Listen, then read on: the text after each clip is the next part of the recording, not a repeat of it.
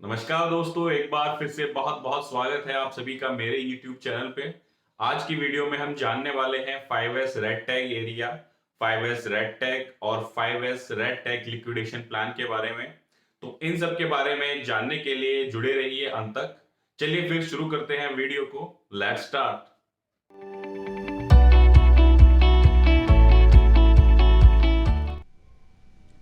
दोस्तों, सबसे पहले जान लेते हैं आज हम इस वीडियो में क्या क्या कवर करने वाले हैं। हम इस वीडियो में कवर करेंगे first step of 5S। 5S का पहला स्टेप क्या है, what is 5S red tag and how to use them.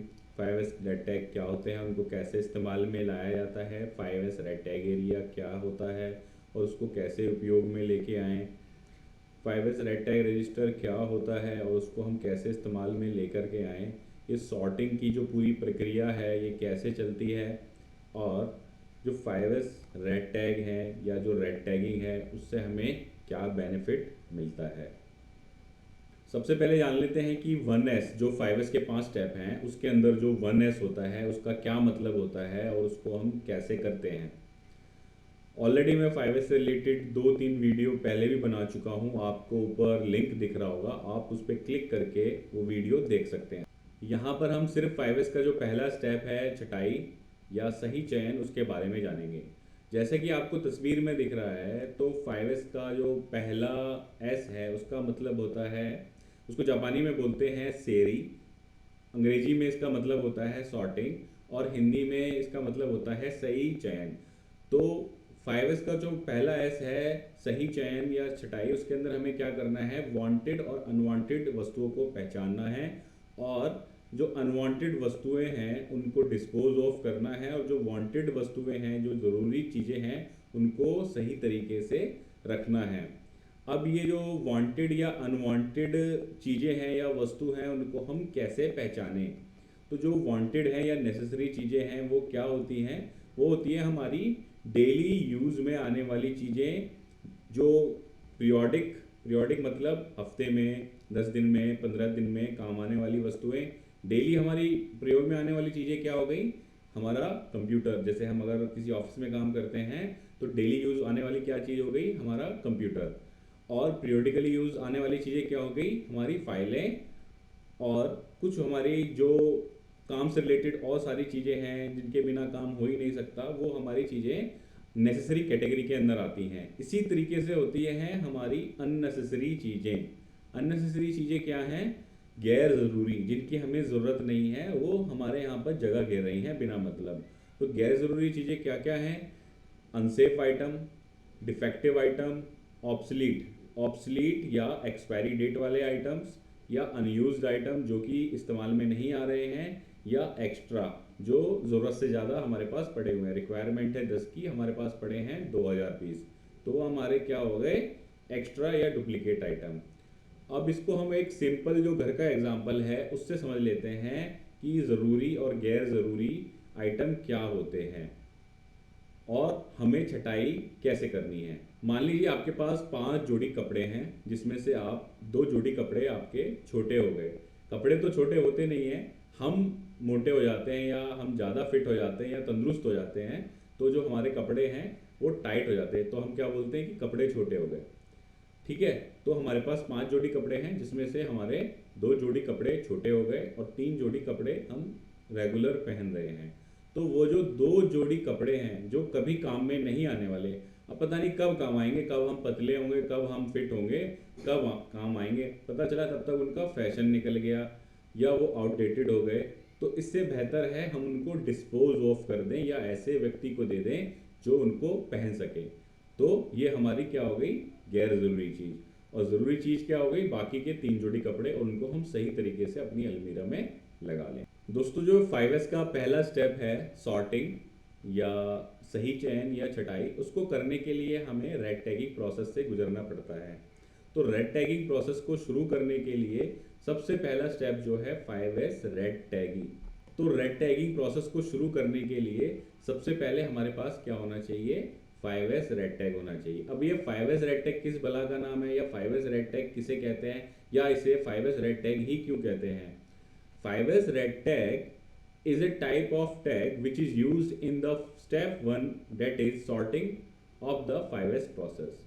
तो 5S रेड टैग एक प्रकार का टैग है जिसको हम 5S की जो पहला कदम है या पहली प्रक्रिया है छटाई, उसके अंदर इस्तेमाल में लेकर के आते हैं। रेड टैग इसको हम इसलिए बोलते हैं क्योंकि ये हमारा लाल रंग का होता है, और इसको हमें करना क्या होता है, जो हमारे अनवांटेड मटेरियल, ऐसे मटेरियल जिन पे हम डिसीजन नहीं ले सकते या हमें जिसे नहीं पता सॉर्टिंग के दौरान, जब हम सॉर्टिंग करेंगे हमें बहुत सारा सामान ऐसा मिलेगा जिस पे हम डिसीजन ले पा रहे हैं कि इसको हम रख लें या फेंक लें या काम की चीज़ है या नहीं है। तो जिन पे हम डिसीजन नहीं ले पा रहे एट अ टाइम, उनको हम रेड टैग कर देंगे, उन पे हम लाल रंग का 5S का टैग लगा देंगे। अब ये जो 5S का टैग है उसके अंदर क्या क्या चीज़ें होती हैं या आप 5S का रेड टैग कैसे डिज़ाइन करें, तो जो आपको स्क्रीन पे दिख रहा है, आप एज ए टी इस तरीके से अपनी कंपनी के लिए 5S का रेड टैग डिज़ाइन कर सकते हैं और उसको इस्तेमाल में लेके आ सकते हैं। जो 5S का रेड टैग है उसके अंदर क्या क्या चीज़ें होनी चाहिए। सबसे पहले टैग का नंबर होना चाहिए कि ये टैग नंबर क्या है। वर्क एरिया, जो हम टैग लगा रहे हैं वो आइटम किस वर्क एरिया को बिलोंग करता है, ये उस पर मेंशन होना चाहिए। उस आइटम की कैटेगरी मेंशन होनी चाहिए कि वो आइटम जो है किस कैटेगरी का है, either it is raw material, क्या वो रॉ मटेरियल है, वर्क इन प्रोग्रेस है, फिनिश मटेरियल है, टूल्स है, सप्लाई है, कोई इक्विपमेंट है, फर्नीचर है, ऑफिस का मटेरियल है, बुक है या कोई अन्य सामान है। तो हमें क्या करना है, उस आइटम की कैटेगरी डालना बहुत ज़रूरी है ताकि हम उसको सही तरीके से इस्तेमाल में लेके आ सकें या सही तरीके से छांट के रख सकें। उसके बाद हमें क्या, आइटम का डिस्क्रिप्शन पता होना चाहिए, वो आइटम है क्या, उस आइटम का नाम क्या है। उसके बाद होगा क्वांटिटी, क्योंकि जब हम रेड टैगिंग करेंगे तो हमें हो सकता है अनवांटेड मटेरियल, एक ही अनवांटेड मटेरियल की क्वांटिटी हो सकती है 50 पीस, 100 पीस, 150 पीस, 1000 पीस मिल जाए, तो उस पर हमें क्वांटिटी मेंशन करना भी हमारे लिए ज़रूरी है। उसके बाद आ जाता है डेट, वो किस तारीख को हमने टैग लगाया। इसके बाद है रीज़न फॉर टैगिंग, कि हम जो टैग लगा रहे हैं उसका कारण क्या है। ऐसे तो है नहीं किसी पे भी उठाया और हमने टैग बांध दिया, उसका कोई स्पेसिफिक रीज़न होना चाहिए कि भाई ये पिछले 6 महीने से हमारा इस्तेमाल में नहीं आया। जनरली 5S का रूल क्या कहता है कि अगर कोई चीज़ आपकी 6 महीने से ज़्यादा समय से इस्तेमाल में नहीं आई है तो वो आपके लिए ज़रूरी नहीं है, आपको उसकी ज़रूरत ही नहीं पड़ी, तो आप उसको रेड टैग एरिया में रख दीजिए और रेड टैग एरिया से फिर डिसाइड करिए कि वो किसके काम की ज़रूरी चीज़ है, किसके काम आ सकती है, या हम उसको डिस्पोज ऑफ करें। अब आ गया reason for tagging. Reason of tagging के बाद हमें उस पर डालना है सजेस्टेड एक्शन। हम उस पर सजेस्ट भी करेंगे कि इस आइटम का करना क्या है, कि इसको स्क्रैप कर दो, स्टोर कर लेते हैं इसको, या लंबे समय के लिए थोड़ा स्टोर कर ले, लंबे समय का मतलब साल 1.5 साल के लिए स्टोर कर लेते हैं, उसके बाद इसको हम एलिमिनेट करेंगे अगर यूज़ नहीं हो पाया। रिड्यूस इन्वेंट्री, मान लो 1000 पीस हमें मिले रेड टैगिंग में सेम आइटम के, तो हमने क्या किया, 500 को स्क्रैप कर दिया और 500 को रेड टैग में रख लिया। उसके बाद सेल या ट्रांसफर। ट्रांसफर का मतलब है कि मेरे डिपार्टमेंट में काम नहीं आ रहा, आपके डिपार्टमेंट में काम आ सकता है, तो हमने क्या किया, दूसरे डिपार्टमेंट में उसको ट्रांसफर कर दिया, या कोई अन्य रीजन। तो हम इस तरीके से जो है एक 5S का रेड टैग डिजाइन कर सकते हैं और उसको इस्तेमाल में ला सकते हैं। अब जानते हैं कि 5S का लिक्विडेशन प्लान या 5S का रेड टैग रजिस्टर क्या होता है। जो हमने 5S के रेड टैग बनाए, रेड टैग क्या होगा, इंडिविजुअल आइटम पे हमें लगाने हैं। आइटम ए पे लगा दिया, आइटम बी पे लगा दिया, आइटम सी पे लगा दिया, ठीक है। फिर उसकी हमें एक समरी भी बनानी जरूरी है। समरी किस लिए बनानी है, ताकि उस पर हम एक्शन ले सके, क्योंकि आप क्या करोगे, एक एक आइटम को तो जाके ढूंढोगे नहीं कि पहले ये आइटम ढूंढ लिया फिर दूसरा आइटम ढूंढ लिया, इससे तो करोगे नहीं। तो हम क्या करते हैं, उसकी साथ के साथ समरी बनाएंगे।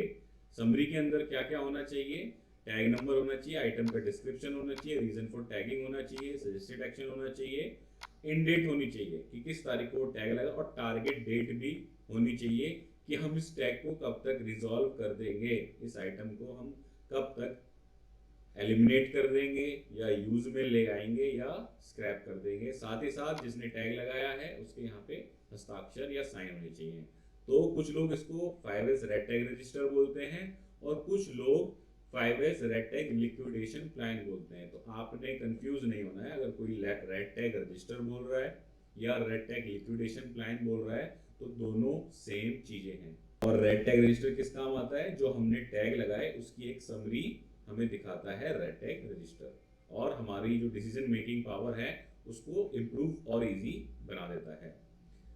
इसके बाद आता है रेड टैग एरिया। तो ये रेड टैग एरिया क्या है? जैसा आप यहाँ तस्वीर में देख पा रहे हो, ये हमने यहाँ पे एक रैक लगाया हुआ है रेड कलर का, ठीक है, और इसके अंदर हमने मेंशन किया है रेड टैग एरिया, और कुछ आपको टैग्स भी दिख रहे होंगे जो हमने ग्रीन कलर से हाईलाइट किए हुए हैं, ये हमारे यहाँ पे टैग लगे हुए हैं। तो रेड टैग एरिया क्या है कि जो हमने टैगिंग की आइटम के ऊपर 5S रेड टैग लगाए, उनको हम क्या करते हैं, जो हमारा वर्क एरिया है उससे थोड़ा दूर या उसी में एक सेपरेट जगह पर हमने एक रेड टैग एरिया बना दिया, या हमने एक रेड टैग का रैक लगा दिया, उसमें हम ले जाके स्टोर कर देंगे। ठीक है, ऐसा नहीं कि हमने रेड टैग लगा दिया और वो आइटम वहीं पड़ा रहेगा, फिर उसका मकसद हल नहीं हुआ। हमें उस आइटम को काम वाली जगह से दूर करना है। जैसे जिंदा और मुर्दा, अगर अस्पताल में हम जाते हैं तो वहाँ पे क्या होता है, बीमार लोग होते हैं, अब उसमें से किसी की अगर डेथ हो गई, ऐसा तो नहीं है मुर्दा भी वहीं पड़ा रहेगा जब तक कि उसके घर वाले नहीं लेने आते, या उसको हम जब तक डिस्पोज नहीं करते, हम क्या करते हैं उसको उठा के मोर्चरी डिपार्टमेंट में शिफ्ट कर देते हैं। तो इसी तरीके से हमने क्या किया, उस मटेरियल को रेड टैग एरिया में शिफ्ट कर दिया। अब वहाँ से उसका डिसीजन होगा कि उसको हमें डिस्पोज करना है या क्या करना है। और जो ये रेड टैग है और ये रेड टैग एरिया है, ऐसा नहीं है कि हमने रेड टैग एरिया में इनडेफिनिट टाइम के लिए मटेरियल को स्टोर कर दिया। उसके अंदर हमें विद इन डिफाइंड टाइमलाइन, जो कि 5S की टाइमलाइन रूल के हिसाब से बोलती है कि हमें 90 दिन के अंदर मैक्सिमम किसी भी आइटम के ऊपर डिसीजन लेना है, either we have to keep और डिस्पोज ऑफ। एक बात का और हमें खास तौर पे ध्यान रखना है कि लोग अक्सर scrap area, 5S red tag area और रेड बिन एरिया को लेके कंफ्यूज हो जाते हैं, तो जबकि तीनों अलग अलग चीज़ें हैं। स्क्रैप एरिया क्या है? जहाँ पे हम स्क्रैप या बिल्कुल जो कबाड़ है उसको डालते हैं, कि हम कंपोनेंट बनाते हैं, उसके अंदर जो स्क्रैप निकला वो हमने कहाँ डाला? स्क्रैप एरिया में। प्रोसेस के दौरान जो अनवांटेड मटेरियल निकला उसको हमने डाल दिया स्क्रैप एरिया में। फिर एक होता है हमारा रिजेक्शन एरिया या रेड बिन एरिया। रेड बिन एरिया क्या होगा? जो हमारी डेली की रिजेक्शन निकल रही है, जो हमारे नॉन कंफर्मिंग पार्ट निकल रहे हैं, वो हम कहाँ लेके जाएंगे? रेड बिन एरिया में या फिर रिजेक्शन एरिया। कुछ लोग इसको रेड बिन एरिया बोल देते हैं, कुछ लोग इसको रिजेक्शन एरिया बोल देते हैं। उसके बाद आता है हमारा रेड टैग एरिया। तो रेड टैग एरिया क्या है? वहाँ पे हम ऐसे मटेरियल लिखेंगे जिन पे हम अभी डिसीजन नहीं ले सकते, जो होल्ड है, either we have to keep them और डिस्पोज ऑफ, या तो वो हमें रखने हैं या हमें वो फेंक देने हैं।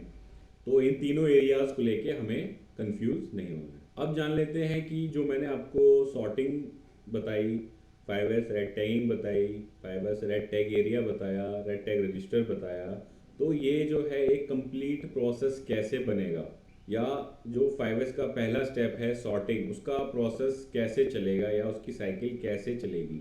जो सॉर्टिंग की प्रोसेस है उसको टोटल 5 स्टेप के अंदर डिवाइड किया गया है, जिसमें जो पहली स्टेप है या पहला प्रोसेस है वो है हमारा identify the unnecessary and necessary item. हमने नेसेसरी और अननेसेसरी आइटम को आइडेंटिफाई करना है। उसके बाद जो अननेसेसरी आइटम है उस पर हमें रेड टैग लगाना है। सेकंड स्टेज के अंदर हमने क्या करना है, जो हमें अनवांटेड मटेरियल मिला या अननेसेसरी आइटम मिला उसके ऊपर हमें रेड टैगिंग करनी है। इसके बाद हमारा तीसरा स्टेप आ जाता है, जो हमने रेड टैग लगाए उनको रेड टैग रजिस्टर के अंदर लॉक करना है। इसके बाद अगला स्टेप आता है, जब हमने रेड टैग लगा लिए, रेड टैग को रेड टैग रजिस्टर में नोट कर लिया, हमने आइटम को मूव कर देना है रेड टैग एरिया के अंदर। इसके बाद क्या करना है, हमें जो हमने रेड टैग एरिया में मटेरियल रखा उस पर हमें डिसीजन भी लेना है। ऐसा नहीं कि हमने रेड टैग एरिया में माल को रख दिया तो हमारा काम खत्म। हमें क्या करना है, जो हमने रेड टैग एरिया में मटेरियल को स्टोर किया उसको वहाँ से एलिमिनेट भी करना है। तो इसी तरीके से ये जो है कंप्लीट साइकिल हमारी फ्लो होती रहती है।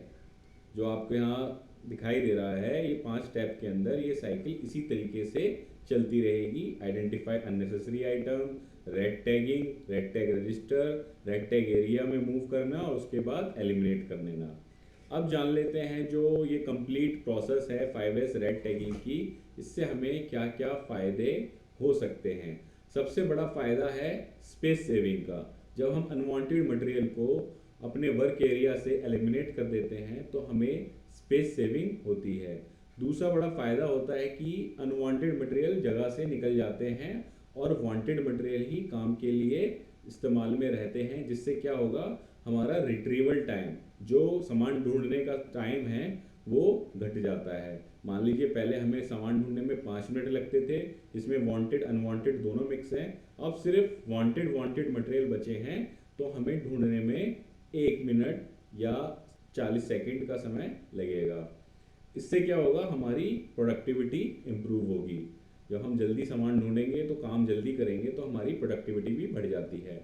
और एक सबसे बड़ा बेनिफिट क्या होता है कि जो हमारे अनवांटेड मटेरियल काफ़ी टाइम से पड़े हुए हैं, जो किसी काम नहीं आ रहे, और उसको हम सेल ऑफ कर देते हैं तो उससे क्या होगा, कुछ पैसा आ जाएगा कंपनी के पास और वो कुछ और सुधार के कामों में लग सकता है। उम्मीद है ये जो रेड टैगिंग का प्रोसेस है मैं आप लोगों को समझा पाया हूँ। अगर फिर भी आपके कुछ डाउट्स हैं तो आप नीचे कमेंट सेक्शन में कमेंट कर सकते हैं।